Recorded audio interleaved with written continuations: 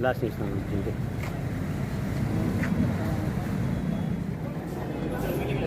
இப்பயே தொண்டை கட்டிக்குது. நான் என்ன பேச போறது?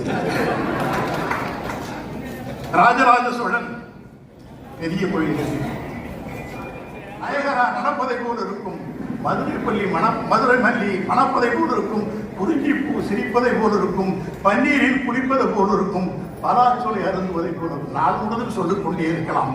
சொல்லாண்டு பாடி அந்த தங்க தலைவர் சொல்லாண்டு பாடி சுவையாண்டு பாடி பல்லாண்டு பாடி இன்னும் ஒரு 100 ஆண்டு வாழ வேண்டும் என்று அத்தனை பேரும் வாழ வேண்டும். ஏனென்றால் காசா படி இழந்தா கையிரண்டு நோகும்னு, காசா படி இழந்தா கையிரண்டு நோகும்னு, நெல்லா படி இழந்தா நெடுநேரம் ஆகும்னு, அரிசியா படி இழந்தா ஆக்க நேரமாகுன்னு, சோறா படி இழக்கும் சோழ நாட்டு தங்கம் தளபதிக்கு பிறந்தார்கள்.